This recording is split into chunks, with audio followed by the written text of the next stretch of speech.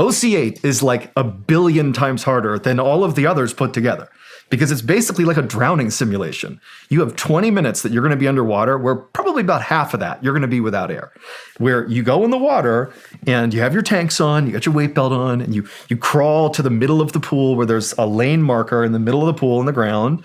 And you're told that you're going to basically crawl on your hands and knees from one end of this lane marker all the way to the end of the other lane marker, back and forth. So it's like, a space of 20 feet, let's say, and you're just walking, or you're crawling back and forth.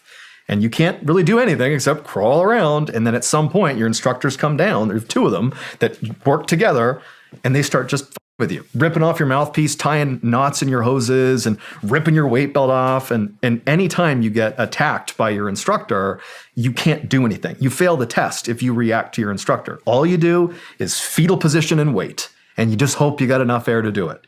And then when the attack stops, you have to make sure it's done.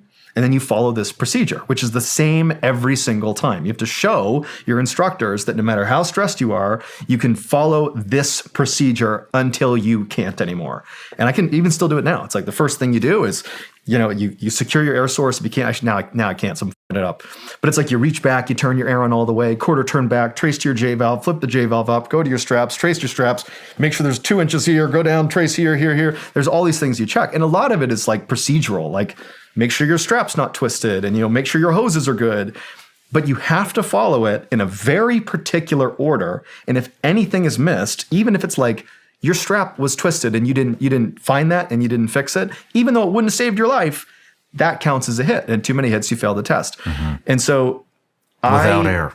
Yeah, all without. I mean, you're going realistically probably 30 seconds to a minute without air, I would say on average between each hit. And it's a 20-minute test.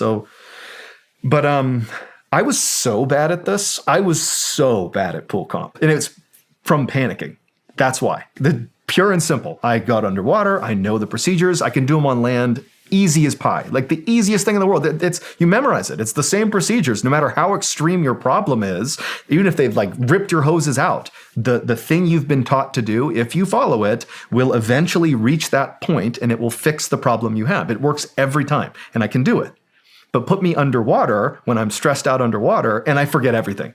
And I miserably failed the first 4 attempts. Miserably, like I got rolled for performance. I could not pass pool comp. Now it's different. At the time you were given 4 chances to pass pool comp in your class.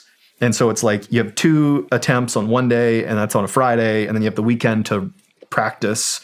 And then you do 2 more attempts on that Monday. And if you don't pass, you can't continue with the class.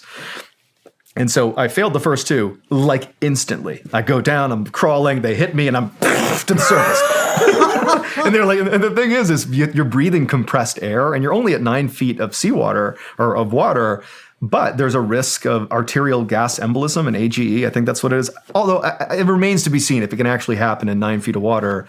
But basically, when you're breathing compressed air, if you move really quickly to the surface with air in your lungs, I think it can perforate your lungs and can kill you. It's like an arterial gas embolism. If you look it up, AGE, it's a big deal. And so there's this rule in second phase that even if you're panicking, there is a real hazard if you try to rocket to the surface in the middle of doing these tests.